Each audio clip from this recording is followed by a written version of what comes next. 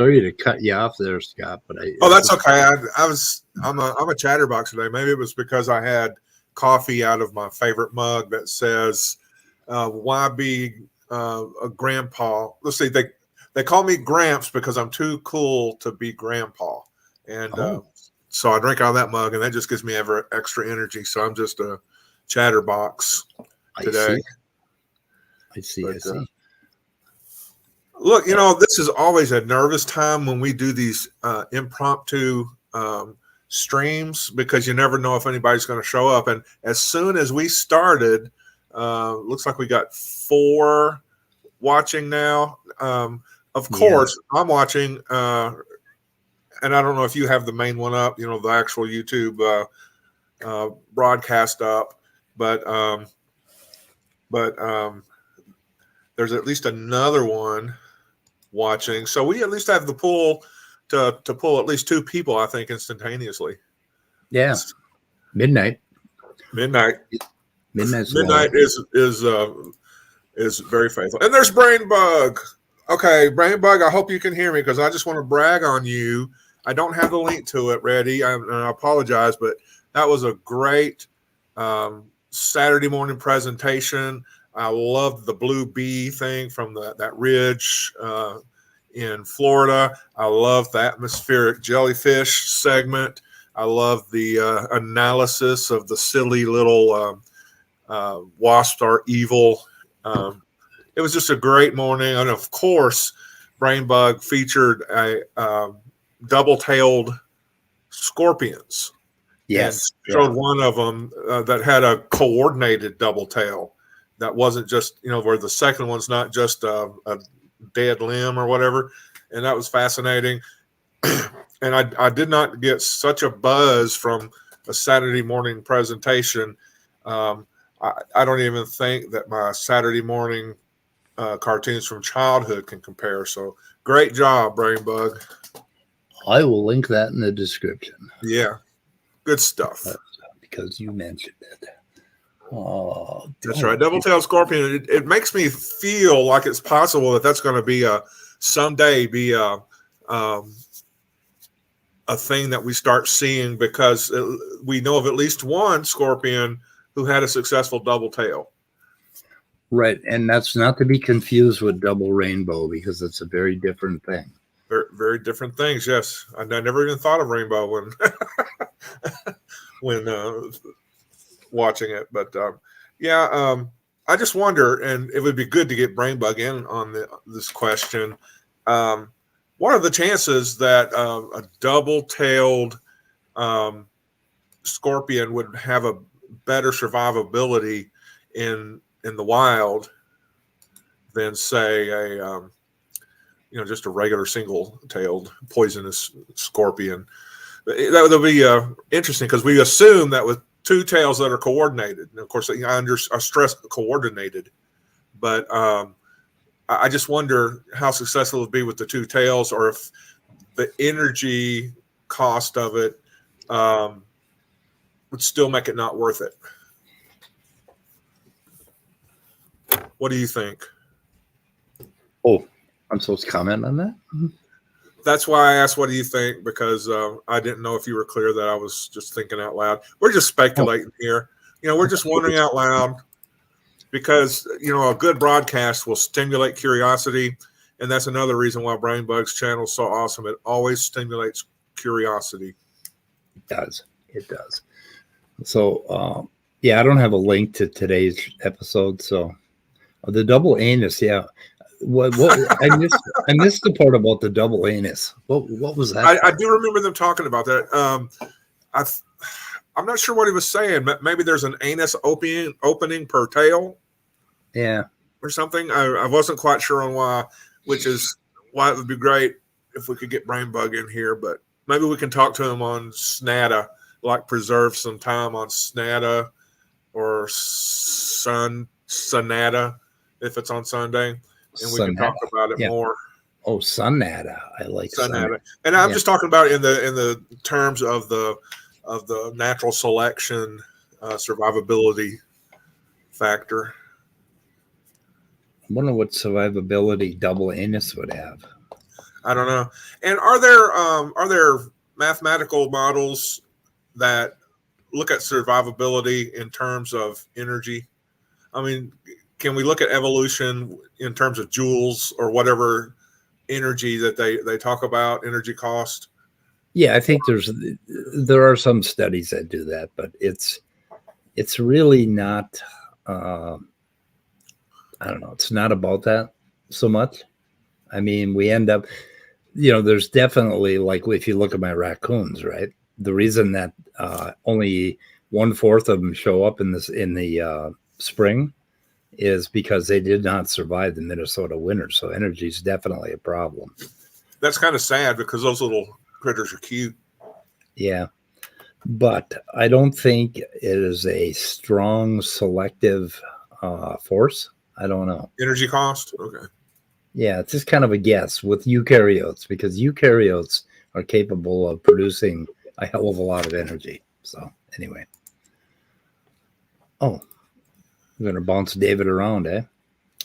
Okay, now Brainbug asked the real question. Very few double anus raccoons in my backyard thus far. I will check this spring carefully. I will lift their tails and check, and I'll get back to you. And I would think that even among like human mammals, that double anuses are quite rare, because I never saw a double anus display at the carnival that would come every few weeks to a mall plaza near you.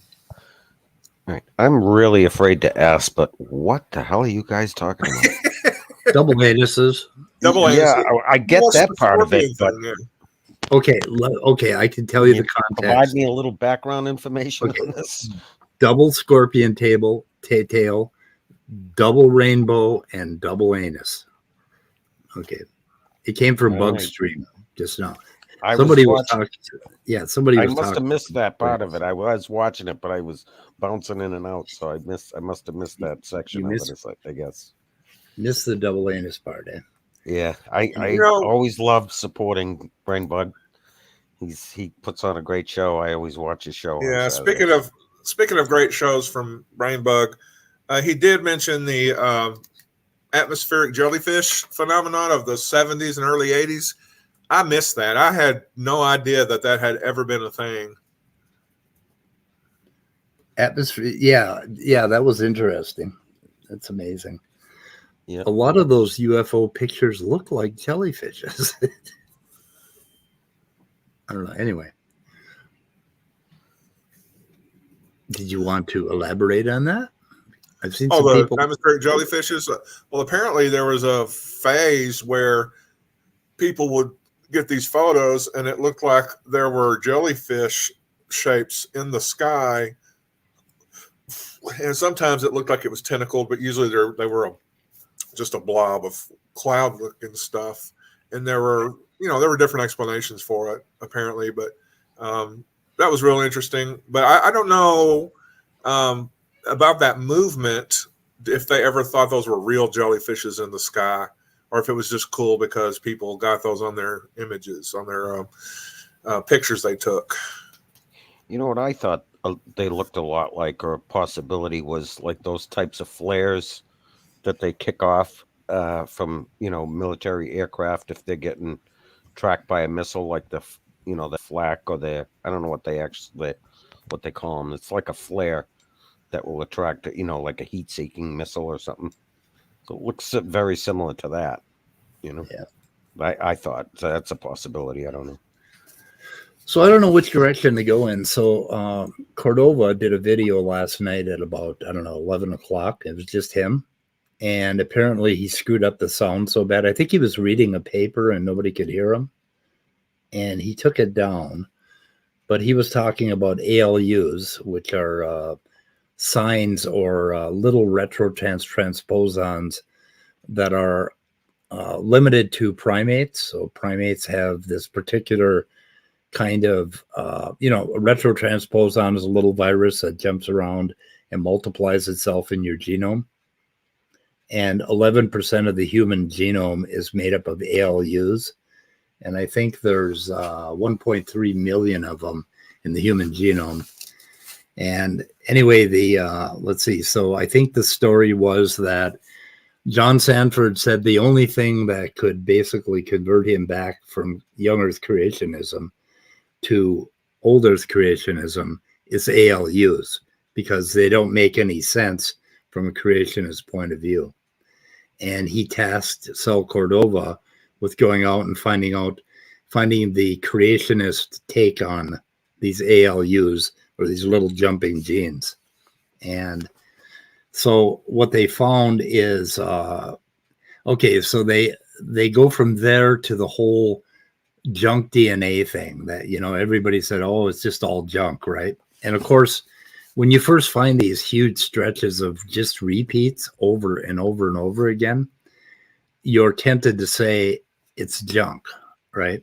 That it doesn't do anything or doesn't have any function.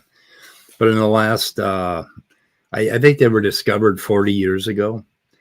And in the last, I'm not sure about ALUs, that may have been earlier, but in the last 20 years, we found, that, yeah, they do something. They have some effect on the genome. They have an effect on the 4D structuring of the genome. That would be, how the genome changes over time in spatial structure, and whether or not things are transcribed or whether they're not transcribed.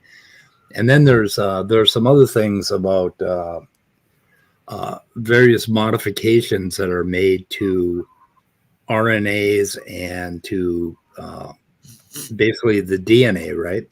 Epigenetics. So there's epigenetic effects. And it turns out that ALUs are they're rich, they're CG rich, okay? Cytosine and guanine are rich, and they tend to get methylated, and there's other modifications.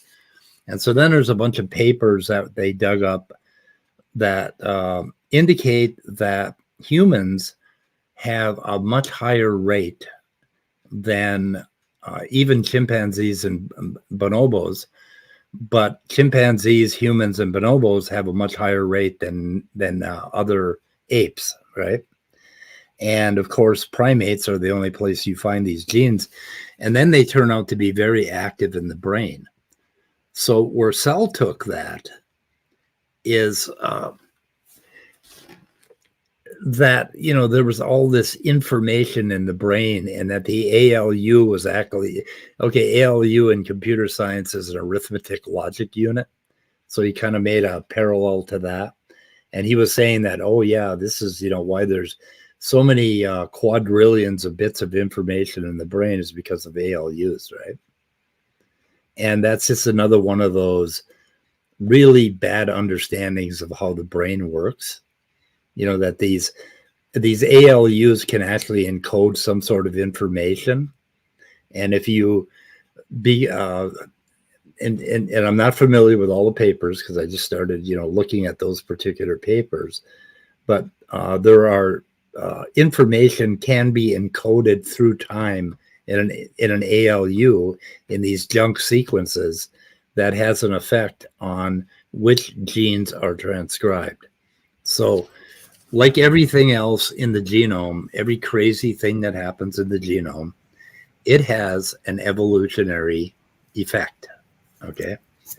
And so Sal's basically taken on the role as propaganda spinner to keep whichever scientist it was from converting to old Earth creation. To keep anybody from converting to old Earth creation. But he was particularly assigned by whom? John Sanford. Okay, so he's a propagandist spinning up a so-called narrative to keep John Sanford from going to old Earth creation, Right. and other people. Yeah. And, you know, anytime somebody finds a protein like, oh my God, what did I forget his name? Hang on a second. Anytime somebody finds something that records information in a neuron, and if it's highly expressed in the brain, they right away run to this this old paradigm of trying to find out how memory is stored in the brain. Okay. So the idea, like I think it was like 40 years ago, we there were some theories that it was stored in RNA, that memory was stored in RNA, and memory was stored here and memory was stored there. So everything we find, like these tail ends, right, that we had a show on a few months back, they record mechanical information inside of neurons. That was you. Okay. And so immediately people run to this idea, or Penrose and Jackmeoff, Stuart Jackmeoff. I think that's his name. Hammeroff. Stuart Hammeroff. I don't know why I always want to call him Jackmeoff. But anyway, those two came up with this crazy idea that there's quantum information in microtubules in the brain. And that's where the information, and that's where memory is stored. And so it's an old paradigm from about 40 years ago, before most of neuroscience happened. And it is problematic for a couple of reasons. Cough up a hairball. Let's see. Okay. So can I have a quick question here? Yeah, go ahead. So the ALU thing, is it mostly a neurological thing, or does it affect other phenomenon in the body? Everything. It affects everything. Okay. Developmentally, they have a role to play. They've basically been adapted. You know, like if you think of DNA as a big string, and you wind that string around, you know, coils, and you basically shape that string in a certain, like a ball. Like if your cat got a hold of it and you shaped it as a certain shape in the cell, then it would have that certain shape. But if you extended areas of that string by sticking more ALUs or more signs or lines, all of these retroviruses that occupy like 50% of the genome, you're going to extend that area of the string, right? And then what's going to happen is a new organism will be born with those new viruses in the genome. And if it works, it will go into the next generations. If it doesn't work, it will die if something goes wrong. Well, and then, okay, of course, the organism is born. Well, now these genes continue, these viruses continue to jump around in your genome. And when you're about 55 years old, you find out that you have a mass that they found on a CAT scan in your brain or on your kidney or wherever. And it's because of one of these ALUs. They jumped into the wrong place. All of a sudden, some gene was overexpressed or underexpressed, and your cells started dividing like crazy, and you got cancer. So they cause a lot of diseases, a lot of neurodegenerative diseases, because they're very active in the brain. So it works both ways. These things can kill you. They can kill you at the level that of the embryo. 20% of all pregnancies are terminated because of unviable genetics. And you don't even know about those pregnancies, right? That's God's abortion factory. Kills 20% of the embryos that pop up. But the ones that do make it, okay, they may survive long enough to reproduce. They may die in childhood due to some random virus jumping in the wrong place, or they may survive long enough to reproduce and the virus won't really affect them, or another new virus will jump in at 55 and you'll die as an old man. Okay.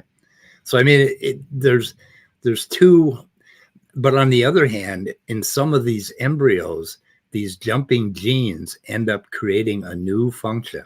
So new information is added to the genome. And now the creationists are arguing for the functionality of all 1.3 million ALUs. Okay, not junk, but all functional, right? And what they mean is that God put them all in there. The problem with that is that these repetitive elements are variable within our species and definitely across species, right? You want to ask questions? Maybe I should get a drawing up.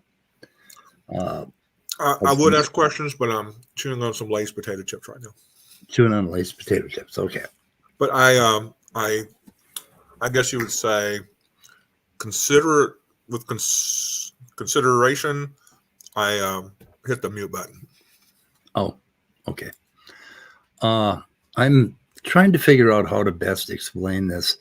There's the thing is that anything that changes in the genome before the egg is created, okay, in the germline, is either going to be neutral, and so not going to have any effect at all on the organism.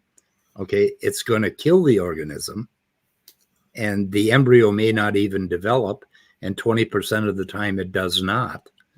Or it's going to end up having some kind of function. It's going to do something that changes that organism.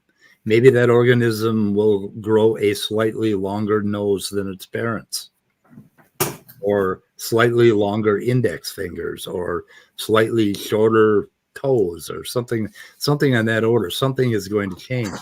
Now, some of those changes over time and over populations are going to contribute to evolution, to how one's species evolve, how they change. So, oh my goodness, I'm sorry. What the heck was that? That was my sister. She has a ring. Okay. She has a ringtone. She has a special ringtone. Special ringtone. Where did you get that ringtone, and where can I get some like it? It's on the iPhone. It was in the. It's called the Robot, I think, the Robot ringtone or something like that. Oh, okay. Well, good. I will play with the ringtones. I never really play with the ringtones on my phone. I just stick with the low rider theme. Yeah. So, okay. So you got 3 pockets of possibilities of change for the what is going on here? Hang on a second. Oh, I got it. So we have 3 possibilities, right? You grab a color. Okay, so we have neutral, which does nothing. We have positive effect, and we have deleterious effects, right? And we're talking about the germline. Like, okay, if you imagine that this is where an organism dies, and this is where an organism is born, okay? So right after an organism is born, or shortly after, it will end up reproducing, okay? And it'll have a child, and that child will die over here, right? And then that child may have children, and those children will die here. And that child may have no children at all. And that would be where a gene drifts out of the population, right? So that would be in the toilet, that sort of thing. So it's a sad little drawing. Sad, right? But for these neutral things, okay, they end up sticking around, and they really don't have a lot of effect. They might affect, you might have a faster metabolism than me, okay, because of some difference in our genetics or whatever. But it's fairly neutral because we both lived a long time, long enough to have children, right? That sort of thing. So these neutral things are going to be neutral and nearly neutral, is what they call them. For the most mutations are going to end up in this category right here, this neutral category. Okay, some very small part are going to end up having positive effects, but that is a really naive way to look at it, because these 2 things, okay, the neutral and the positive, together create variation that doesn't kill the organism, that ends up filtering out into the population. Now, the problem with humans is that our genetic situation is a little weird. So if you want to think about insects, so you have a population of 10,000 insects that live on a hill, and one of them had a mutation or a bunch of mutations that were neutral, and a couple more that were just very slightly positive, right? Beneficial mutations. They didn't really do a whole lot. But then all of a sudden the weather changes or something changes on that hill. Okay. So Christopher says he could explain this stuff, probably better than me. But something changes on that hill. So out here, generations further, those positive and neutral mutations will start to work together, and they will create an advantageous mutation. And say, the environmental change is so great that it kills 95% of the population. The 5% that has this collection of happy, neutral, and positive mutations that work together will end up being the only thing that survives. So now what we have is a change in the species. There's a variation, right? But it happens way down the line. I mean, it's naive to think that there's going to be a positive mutation that's going to create a new limb or a new organ or whatever in one generation. That isn't the way it happens. These things stick around, they interact over and over again, and then there is some selective pressure, and you end up with, like a bottleneck.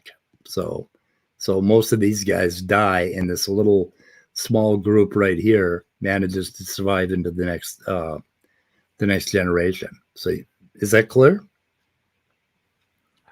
I think so. Yeah. Yes, it is. I mean, for me personally, okay, this, without really knowing much of the details or without really having a great knowledge in this field, for me personally, it's easy to comprehend and it's easy to understand without knowing all the Too details. much, right?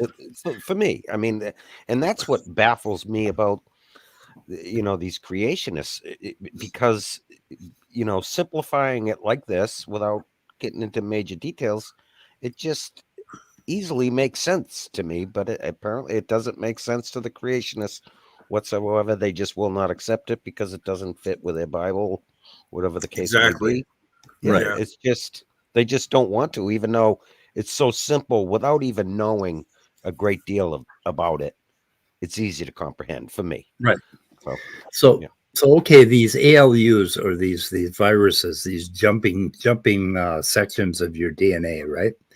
They can be in this positive and neutral situation for a very long time. But then out here, they manage to do something or make some change. And now they end up functional. They do something, right? And further down the line, they become not just functional, but they're required. So now they're selected for positively.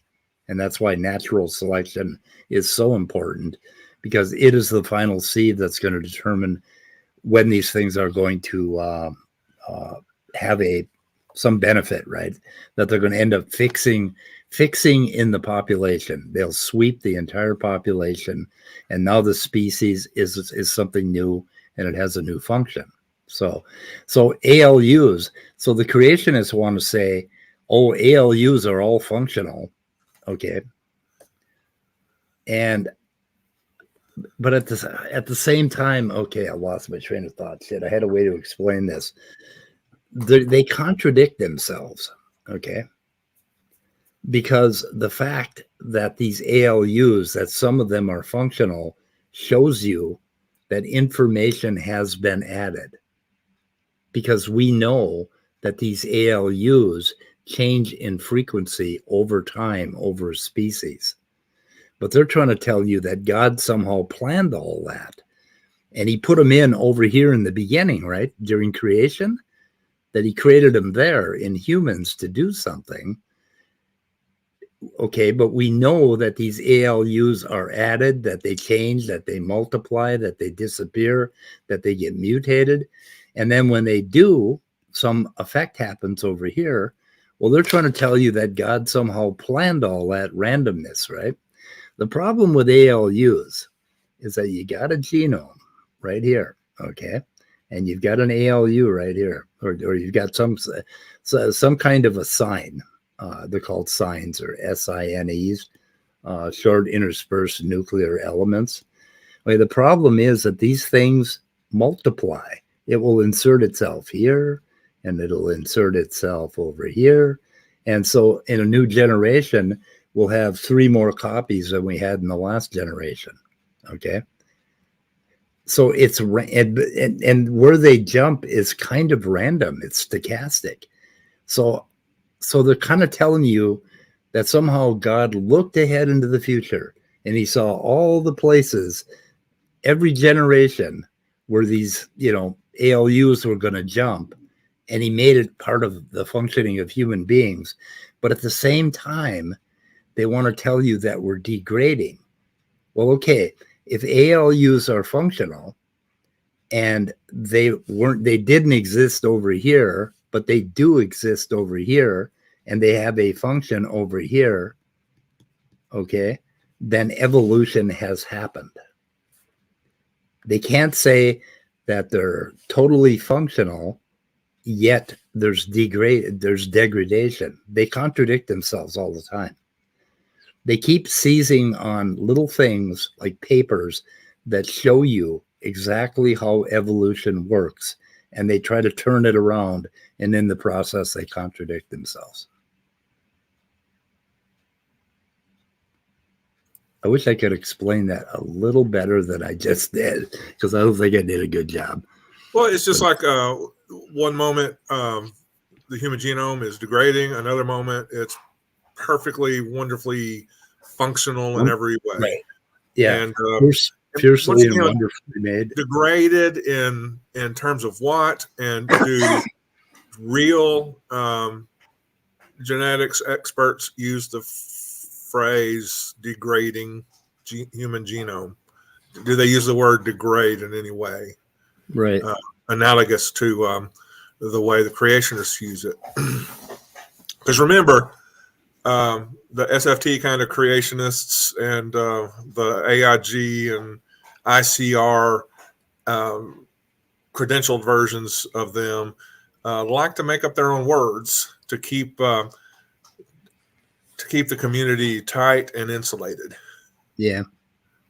So what are they saying? So they're saying that God stuck all the ALUs in to all of the extant species right here, right? So he stuck all the ALUs in there, and why he did it that way is pretty fucking weird. But then, okay, then we end up out here in modern times. This is like creation, right? So that's where God created all the functional ALUs. Okay. And then, but in between, we have a multiplication. That's my multiply sign of ALUs. So we had new ones being added all the way from the time of Adam to, present day, right? And we can actually look from one generation to the next and find that, ALUs are still being added. And so they're claiming that the ALUs are 100% functional, yet these ALUs that are being added here, or that were added ever since creation, are genetic entropy at the same time, right? So they're claiming that every change is negative, and every change is accumulating more and more cancers and whatever. Yet we are looking, they always talk about what is observable. Well, what you can observe right now is a whole bunch of, function, or a whole bunch of ALUs, 1.3 million of them, okay, of which we found function for, some fraction, or we understand that all of them in some manner have to create an organism that's going to survive. So if you look at how long they are, or how long your DNA is, we know that it's all slightly functional everywhere, right? And we're looking at all this, and they're telling you that there's been all this fucking genetic entropy for the last 6,000 years with these ALUs. So, I mean, which is it? Are they pick it. deleterious or are they functional? Because what we can observe is the function that they have today. We cannot observe the function that they had 6,000 years ago, right? Yeah. So, I mean, if we're degrading, I mean, they have to pick one. They have to land in one camp. They use this kind of sleight of hand, and they constantly do this contradictory stuff. So let's say every mutation. Yeah. Kind of like cults do. They teach their people to hold contradictions in their mind, hold a statement and then its opposite in their mind at the same time. Right.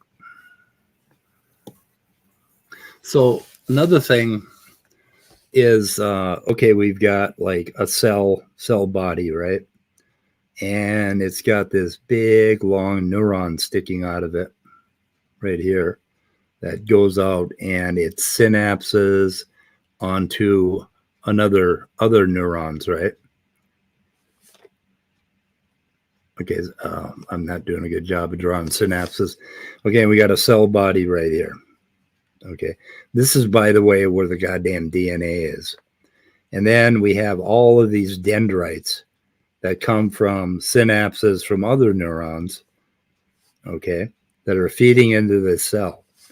And if this one fires right here, okay, so we have a plus there, and we have a plus here, nothing will happen. There will be no signal. It gets blocked, right?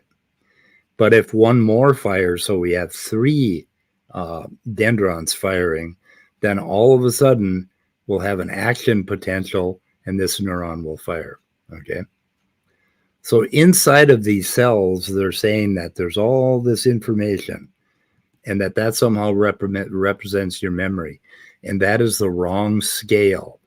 Where your memory is represented is at these connections.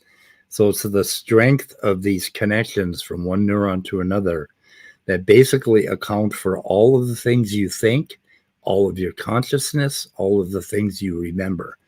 There's no mathematical reason why with 100 billion neurons, we need to go inside and say each neuron has more than the amount of information that's present on these synapses.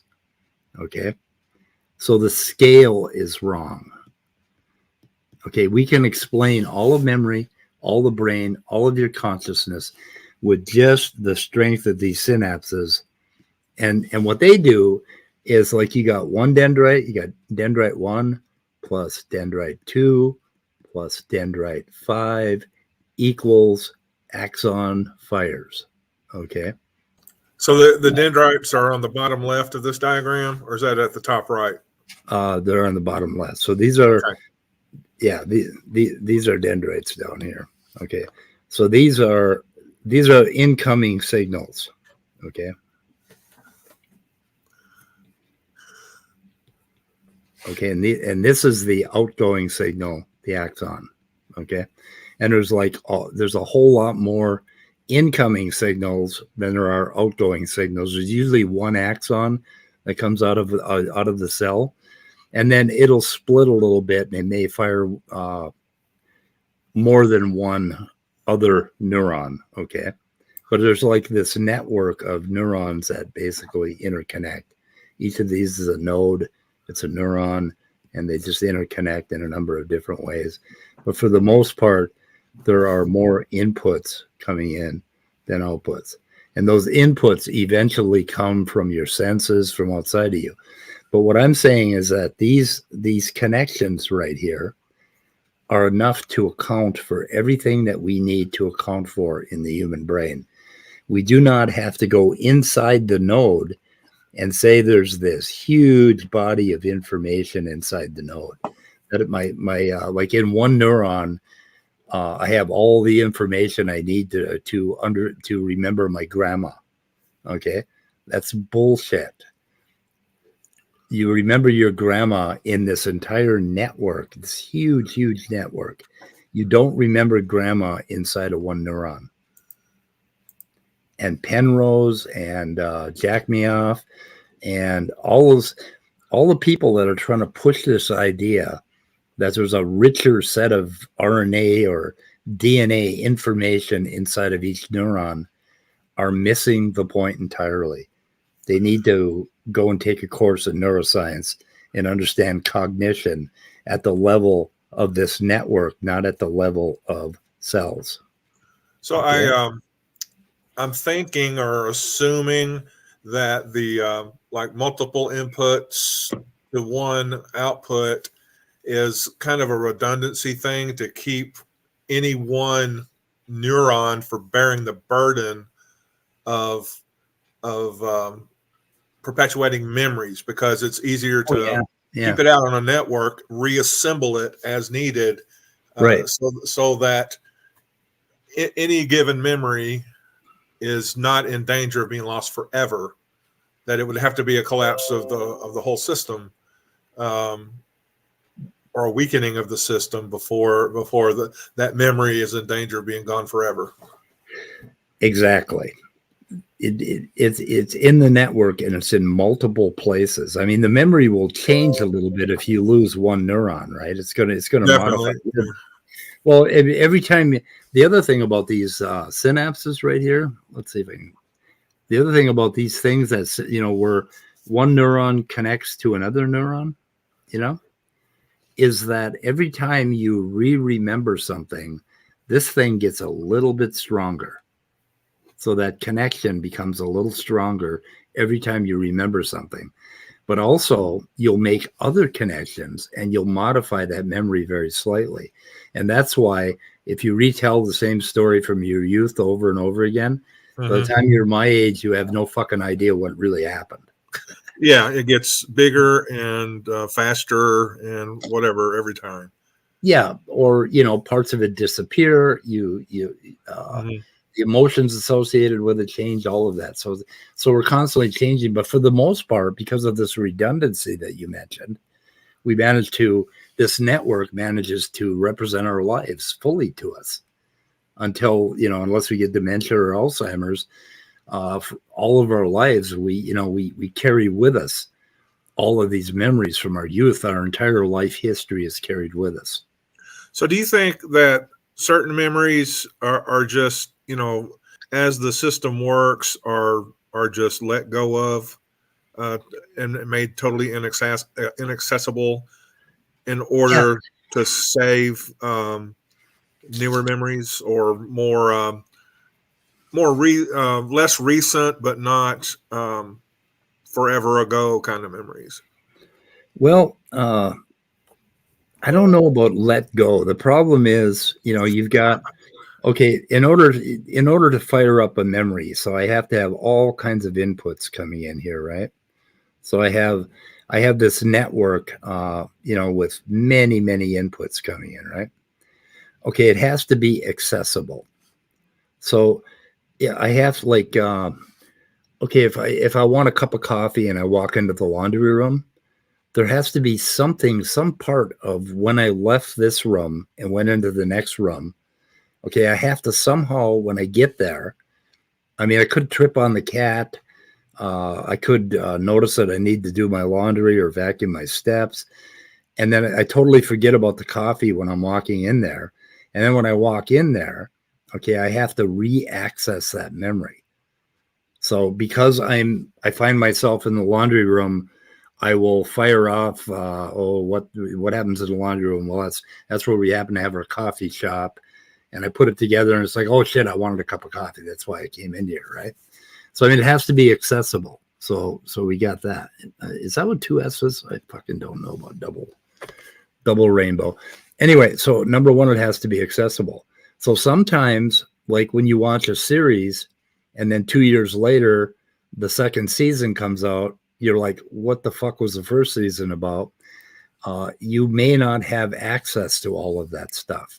Yeah, I'm guilty of that. I've experienced that recently. Yeah, but the encoding is still in there somewhere. You just have to go back and watch part of an episode, and all of a sudden you'll be able to access a lot more of that. Yeah, I've noticed that the memories or whatever that are I don't know, there's if not the memory being there, the familiarity of this being the right memory or whatever is there. Does that make sense? It's like even though I don't remember the details, when that memory does come back, I'm familiar. It feels more familiar. Right, because as soon as it comes back, you'll all of a sudden light up a bunch of other things that will confirm that memory. So it'll make sense and you'll remember more. So because you remembered that one thing, it will kick over a whole stack of other memories and you'll be like, oh, now this is starting to feel familiar to me. And in the process, you may actually remember what you ordered for lunch in that same thing. Okay. So it has to be accessible in some manner. Something about the world has to basically start this chain of neurons firing that gives you access to whatever it is that you're trying to remember. So there's that. Now, the other thing about these networks that's kind of cool, and it's sort of a theory I have, and I forget what I called it. I used to have a name for it. But anyway, these same neurons, okay, this is in blue here, we have the memory of Ozark season 1, right? One episode, right? Just one little piece of one episode. Well, the thing is that I have other connections that go to that same neuron, basically, or, through some other network, we'll fire off some of those neurons. And this thing will be the memory of my getting new tires for my Cadillac. And so I'm reusing the same neurons because networks work that way. You can come at like you got a big bubbly network here, right? And you come at it with one piece of information. And think in terms of artificial intelligence, and it will generate one result. Okay. Well, then if you come at that same network with another set of information and you fire up different neurons at the beginning of that network, it will get this result. So we reuse the same neurons over and over again for different memories in our life. And that's why when you remember one thing, all of a sudden, out of the fucking blue, you'll remember something totally unrelated. And your whole cortex is basically split into these columns and then mini columns, right? And these columns have about 10,000 neurons. These mini columns have 10 to 30,000 neurons in each one, right? And you've got, I forget how many you have of them, probably about 10,000 of them or something like that. And these same columns are used over and over again as networks to represent entirely different memories. So everything you learn goes into these little mini columns and modifies it a little bit. And when you go to sleep at night, you settle that network out and you end up waking up in the morning as an entirely different, unique human being with slightly different memories from what you had yesterday. You've changed all these columns, you've modified everything. So every day you wake up new, which is kind of cool. But anyway, so we went way down a rabbit hole. Well, that's the way the neurology of our brains is kind of designed. It is kind of a rabbit hole connected to a rabbit hole connected to a rabbit hole. Right, exactly. Yeah. A massive network of rabbit holes. What do we have? Tom here? What the fuck? Tom, yeah, I remember him from many weeks ago. Yeah, he was. Yeah, he was on the ban list for a while for a lot of people because of some shit he did or something. Yeah, well, it was some affiliation with Bad Smokey. No, well, it might be with Bad Smokey, but the anger came from Knock. Oh, okay. Yeah. So, yeah. That's right. He never has really been inappropriate in our side chat in any way. Yeah. That I can recall. As far as dreams, it's kind of weird building memories. I can remember dreams that I've had, which I thought, what? That's some of the most useless memories to hold. Is dreams, which are kind of symbolic constructions of our brain while we sleep. So it's weird how dreams can sometimes, I guess, because as you wake up in your, I don't want to say real brain. I don't know what word to use, as our daily brain just kind of Daily wakes brain. up. Yeah. It gets put in there, but Right. it's just weird. Remembering dreams is any kind of priority with our brains. Yeah, and the danger with that is that you can start to mistake after a few years that dream for something that really happened. Right, because You know? I guess whatever familiarity juices get Right. worn away or something. And I Yeah, know and the that's more really crude calling it juice, but I Yeah. don't know what else to call it. And the more you recall that dream, the more you're going to embellish it, and the more you're going to reify it. So after a while, it can feel like I really saw that ghost in that corner, you know, because I've remembered it so many times. My example is when I was 4 or 5 years old, or probably 2 or 3 years old. I went to my grandpa's farm, and I saw a man bear pig. It was a giant pig ape, and I can see it as an ape standing up on the fence, and it jumped up on the fence and scared me, and it was like. And what I figured out, my grandpa raised pigs, and he had boars, which had really hairy faces, and they had I think they had tusks, and they were really scary looking things for a 3-year-old, right? Yeah, because But you're so over small time- and they're so big and they can mess you up. Right, but all through my childhood, I had a memory of seeing a man pig or an ape pig on my grandpa's farm. Yeah, and it was like real, and now it's really weak because somewhere in my 30s I decided I didn't really see that.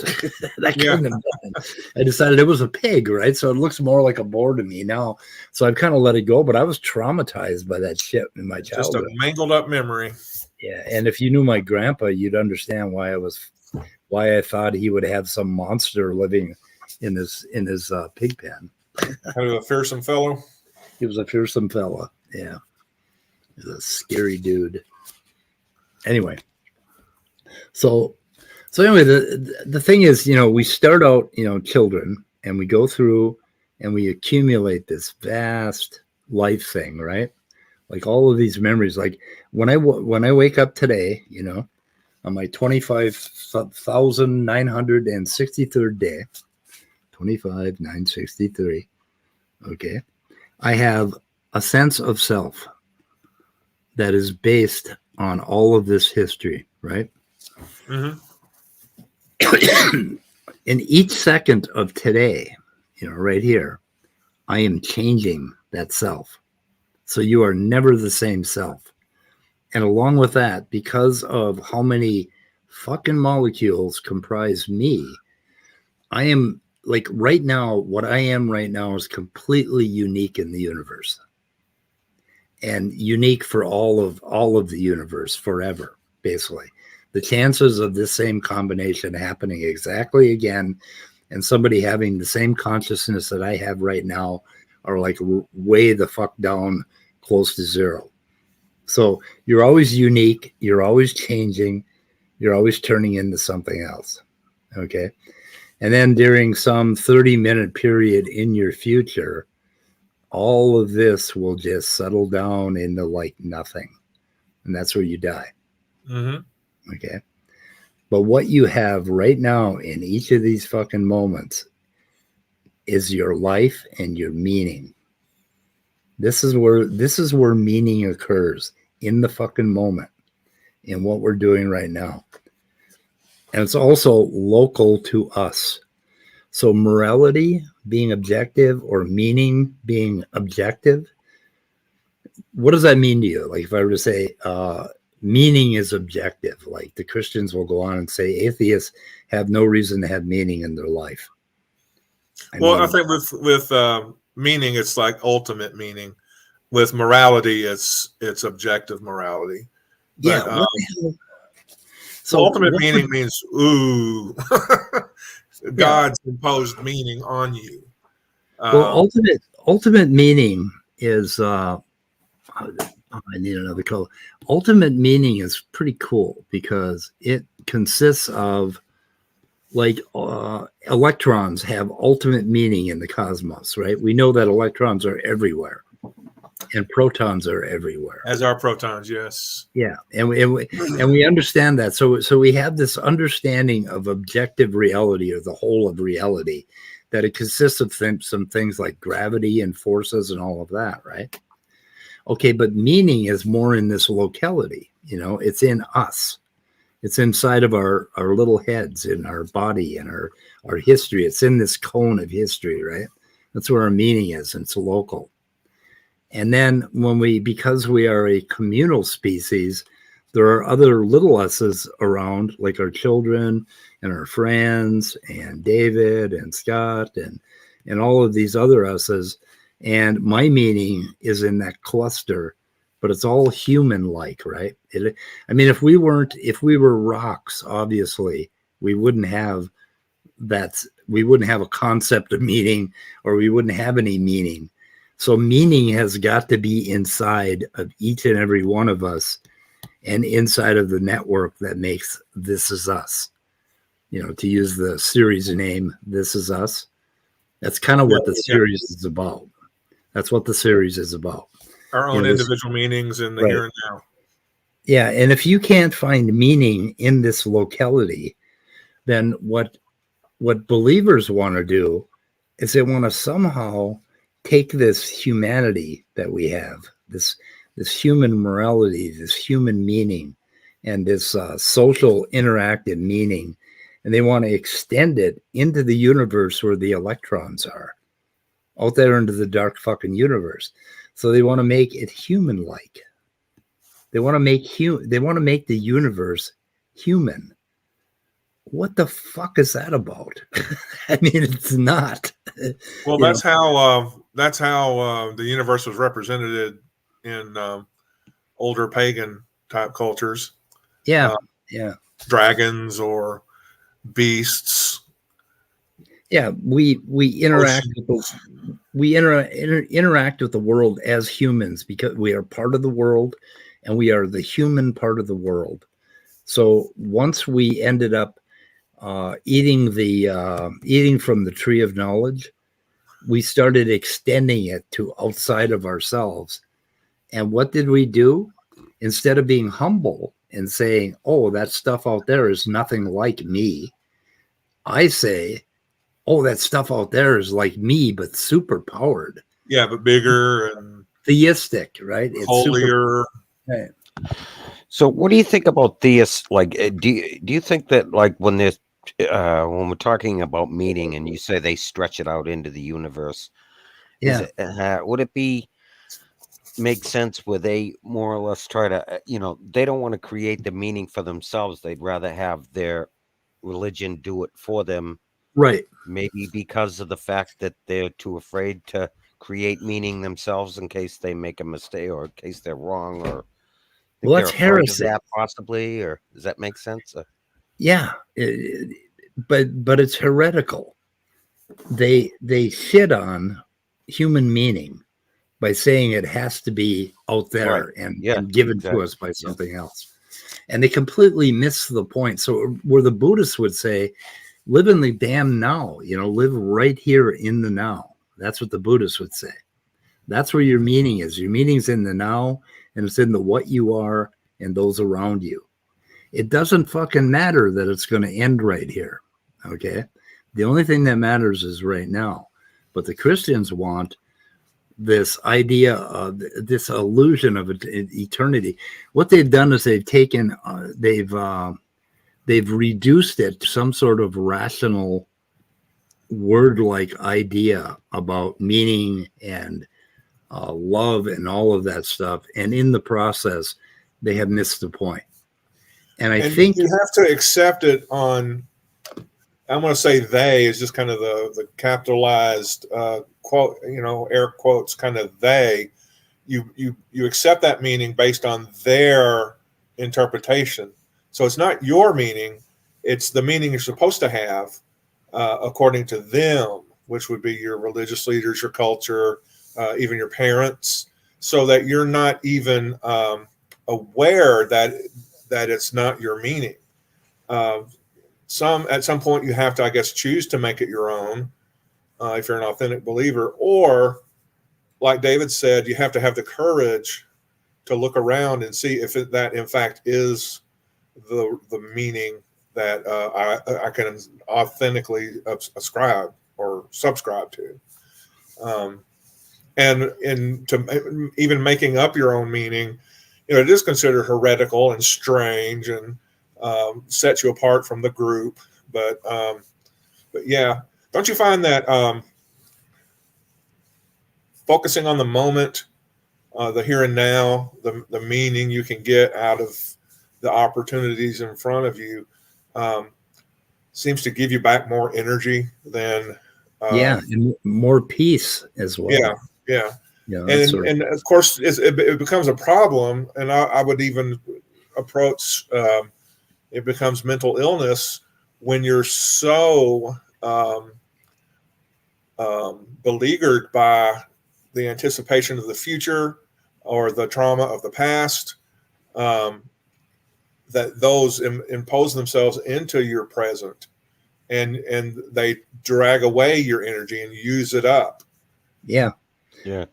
Well, like you're saying, like if you don't put enough emphasis on the here and now, that you're going to create a lot of lost opportunities, right? Because you're not focused enough on the here and now. So now you've missed out on so much, and you become too stagnant, maybe, or I don't know if that's a great way to explain it. And then that can create depression and mental illness. Yeah, that kind of goes hand in hand with all of that. Yeah. It also, I mean, there's so much you miss. An interesting thing happened to me in my, let's say I got married at 17 and I was like crazy in love with this girl, right? And silly kid. Yeah, it's a silly kid. I was crazy in love with her from the time we were like 9 years old, when I stopped thinking she was icky, or when I found out she was a girl. Oh, you're a girl. Yeah. Before that, I just thought she was a playmate. Just anyway. Yeah. So somebody to play with. Crazy in love with her. I get married, and then life starts to happen, right? And then I have all these plans. I'm trying to create a business. I'm trying to get this job or that job, and I'm doing all this stuff. And then I start to become dissatisfied with her. Okay, because she isn't quite enough. She isn't quite hitting me the way she used to. So I don't feel in love with her at all. Well, then I took LSD, and then I looked at her, and I was like totally in love with her again. And she was like this brand new creature that I'd never seen before. And from that moment on, I never fell out of love with that girl. Wow. I mean, it was just so stunning that what I had done is I'd taken this rational reduction up here, and I became obsessed with it, to the point where instead of listening to what she was saying, I was predicting what she was going to say, and my predictions had become boring. But then when I started listening to her and looking at her, she was a totally different creature than I had, remembered from the past, because of course, all along the time she had been changing, right? And I fucking missed it because I got busy. And that's what happens in relationships over and over and over again. The relationship will lose its luster because now, instead of actually listening to your wife or your mate, you're predicting her.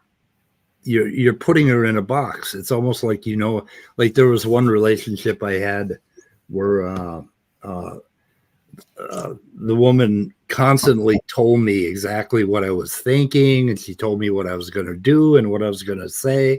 And I said, oh, well, when you get all that worked out, why don't you write it in a letter and send it to me so I know too? I mean, it was like, she had basically reduced me to an idea of me rather than me. And I had done that with several relationships that I was in. And when you do that, you lose that absolute. But then, okay, along the line, if one of them decides to leave you, all of a sudden you'll see them again. You'll see them in their fullness, right? And you're like, holy shit, what did I do? All of a sudden you'll want them again, or you'll be in love with them again. I mean, that's a real common theme in mating in humans. Don't you love her as she's walking out the door? Right, her ass looks a hell of a lot nicer when she's walking out on you. Yeah, yeah, it's just. But I mean, and I've experienced that over and over again. But it's all about this, this thing that we do, where we tend to take ideas and words and language, and we become obsessed with it, and then we start to worship it. And like when certain readings of the Bible and passages in the Bible, I swear they are talking about this stuff. And they're talking about it in more of a Buddhist way, right? mm-hmm. Like eating from the tree of knowledge, and realizing, oh, we're going to die. And how do you deal with that? That sort of shit. But it's, I don't know, thinking about mortality is really interesting in that it boils down to, I want to keep running around doing things, but half the time I just sit here and think about the things that I could be doing, and I don't actually fucking do them. Yeah, or do the things that you can do right now. Yeah. Rather than worry about the things you wish you could do, but don't have the means or opportunity or access. Yeah, and when you think about dying, what are you freaked out about? It's like, okay, I don't get to be around to see the next thing that happens. It doesn't freak me out, the idea of death itself. What freaks me out is as if I have any control of this, but leaving. If I go, I want to make sure my son's okay, my daughter-in-law, my grandsons. I don't want them to have any extra expenses because of my going. Those are the things that concern me. Every night before I go to bed, I know I'm if I take the right chemicals, I'm going to have a good restful sleep. And when I wake up, I'm not going to remember my dreams or anything, but I'm just going to know that I've rested. And I just see death as that going to sleep, even though on the other end I'm not going to dream or whatever. I'm assuming I'm not going to dream. Yeah. But anyway, the idea of death does not bother me. The idea of our eternal destiny just isn't a thing for me. But it's just leaving the people I love in good shape. Which is not my responsibility anymore. My son is in his 30s. It's his and his wife's job to take care of the grandkids, but sometimes I feel responsible for everything. And but think about it now. That's what you have to shake. That's finding the meaning in the here and now, is learning to be responsible for the things you're really responsible for. Okay, but think about your kids, right? Like your kids are born right here, right there, you're born there, and then your kids are born right, and they're going to die right here, right? Do you really want to live to see that? No. Right. The worst funeral I was ever at was for a baby that died like maybe a week or so after it was born. Right. I just came out of there just shaking my head going, this is so wrong. This is so wrong. You do not want to go or you do not want a kid to go before. Of course, my grandfather experienced my dad dying long before, and of course my grandmother at that time too. So it's not fun. It just seems wrong. Then consider this: your kids know you, right? So they're basically going to miss you. Okay. Mm-hmm.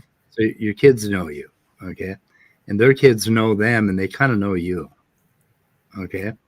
But do their kids know you? Does my son's kids know me? Right. Well, I think your son's kids, but your son's kids. Oh, they won't. They won't. Right. I'll just be a concept to them. And then we go up here to your son's kids, right? And we're out here, say, at around 300 years. So around 300 years, everybody that you know or that knows you or has any inkling of what you are all going to be in the same place as you. And you could call that heaven, because none of you are going to give a fuck. And Right. I already put it here, right? So I mean, you're all going to end up in the same place. You have this moment in the sun, and then you're all going to basically gather at the same moment in death, and that moment in death is going to extend to eternity. So that's my idea of what they're talking about with heaven. Is that means that absolutely nothing matters at that point, and everything is gone, and everybody is gone, and we're all gone together. We're all just one big happy fucking cemetery. And if you look at that in the right way, it actually gives you a great deal of peace to know that there will be nobody grieving you, nobody that you have absolutely no marbles in the game at that point. I have a child in the room right now that knows me very well, and she's not going to know me very well in a minute because I'm going to kill her. Like I started watching In From the Cold last night. It's a new Netflix series. I think it's Netflix. Is it like a Russian spy who? Yeah. Okay. I watched the part of the first episode. I'm gonna.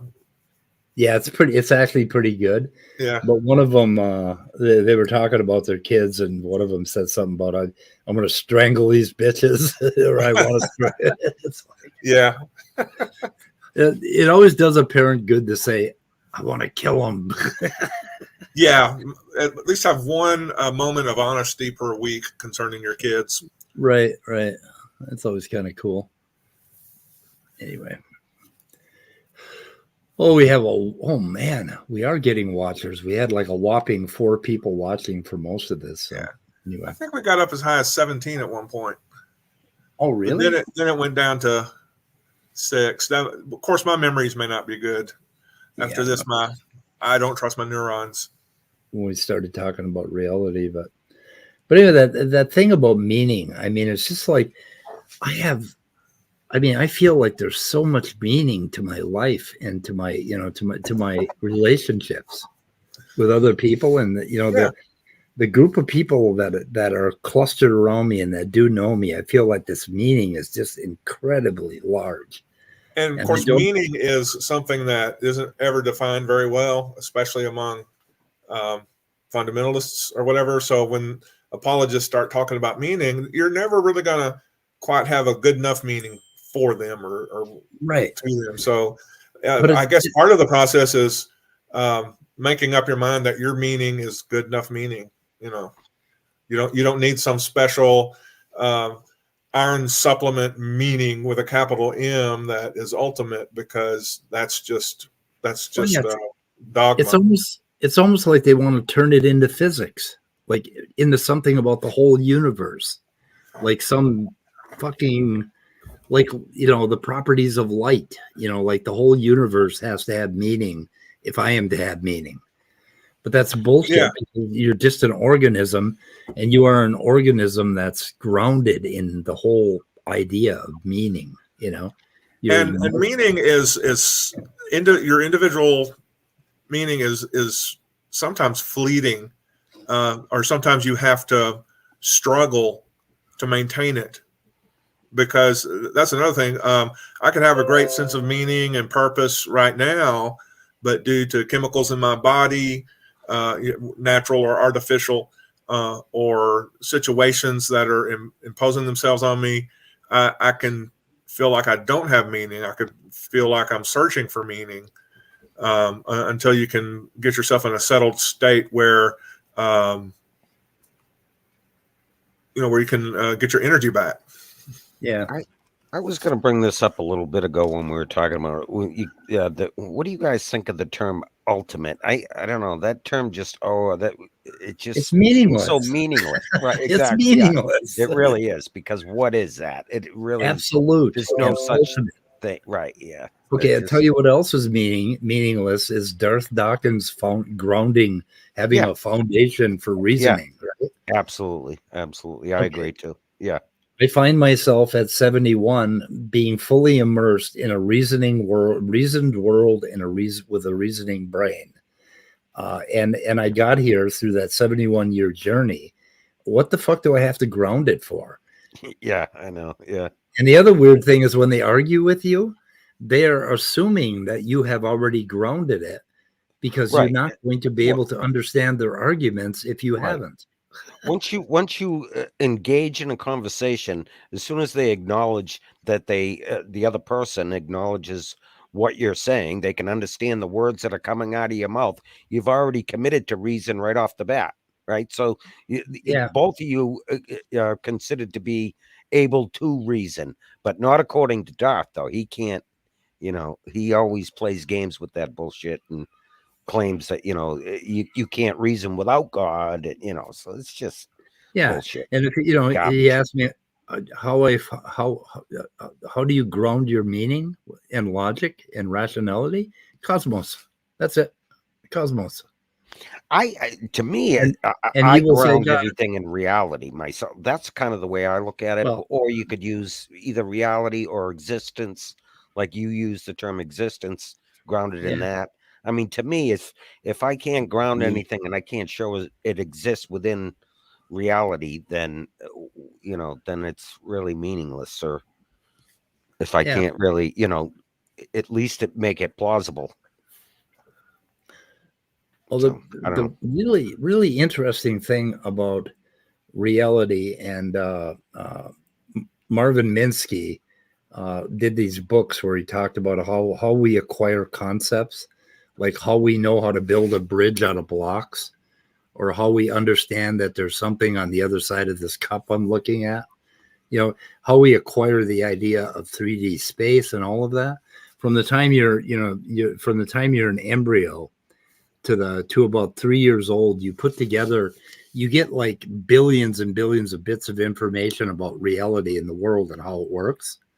And then you by the time you're 6, 7, 8 years old, I mean, you're starting to become a rational being who can start to use language and abstract things and take all of it. But all of it comes from the world, ultimately. So it comes from reality. And if it did not stay the same, if it were supernatural, if it changed every fucking day, it wouldn't work. Your brain would be so confused that you wouldn't have any reality or consciousness at all. You'd be like a nothing. The brain requires patterns to be repeated over and over and over again in ways that constantly interact and reaffirm each other from different angles. Otherwise, you can't put together an idea of reality. And my ideas on consciousness is that if your brain were born into a world where all the rules of physics, 3D space-time, everything changed every second, you would not be conscious. You wouldn't have any way to get a hold of that and be conscious. So you'd just be like any other, like a fucking ant or like a rock or whatever. But you have to have this that if it weren't for the solidity and the patterns of the world that are repeated in so many different, interacting ways that make sense, you would not develop at all as an organism. Or at least you'd be absolutely fucking batshit crazy, right? I mean, can you imagine raising a child in an environment where space-time and the rules of physics changed every 3 minutes? Yeah, exactly. And and according to Darth, though, too, and some of these presuppositionists would say that, because you don't have God sustaining everything, then atheists technically, according to their worldview, live in complete chaos. Like everything would be chaotic, Right. It would according be. to the worldview, which is total bullshit. But that's what at least Darth thinks. Okay. Yeah. You just hit it. You hit it on the head there. Okay. Yeah. If you lived in a world, okay, but we don't live in that world. We live in Right. reality Exactly. that is constant. Right. Yeah, exactly. Yeah. And that constancy of reality is how we ground reality. Right. I mean, Yeah, it's exactly. right there. Yep. And if it were supernatural and there were all these other weird fucking mythical ideas happening, that isn't quite in keeping with reality. I mean, that's not going to serve you day to day. That's not how you're going to be able to change a tire, whatever. Right. So, anyway, there's your fucking answers in atheism. There you go. Get your meaning from the moment. Yep. You'll You get put more out energy, plenty more of- peace, Yep. Plenty of answers today. Take And that you on, need- Tangelo. and do your best to get some community, because that will help you find relief and get back to the moment when Be happy. when you're being beset by the past and the future. Right. Okay. I think we're going to shoot it in the head, guys. Well, I think we've earned a good shooting in the head. Yeah. And I want to say I appreciate all the folks that that joined, saw that we were live and joined in with us. Of course, Tom, it's good to see you again after so long. Nerdy Rodent, it's always great to have you. I thought I saw Chris in there somewhere, but I don't remember now. Once again, my neurology's messing with me. We had Woolly Ignorant, we had Brain Bug, and we had Midnight in, but he probably got pissed off because I decided Chris, what happened to Chris? He never came back. He said he was going to get coffee and he was going to come in and explain stuff, and he never did. I know. I guess he got bored with us. Yeah. Yeah, and I sent him a link, but anyway, we're going to shoot her in the head. Mrs. Whitmire is wanting to find a job for her son, Nicholas, which I think is kind of a comedy routine. That is, right? Get back to Nicholas Whitmire. I forget what his channel name was, but well, hopefully, like I said, lock all the locks when he goes out, and then repurpose the basement into like a gym,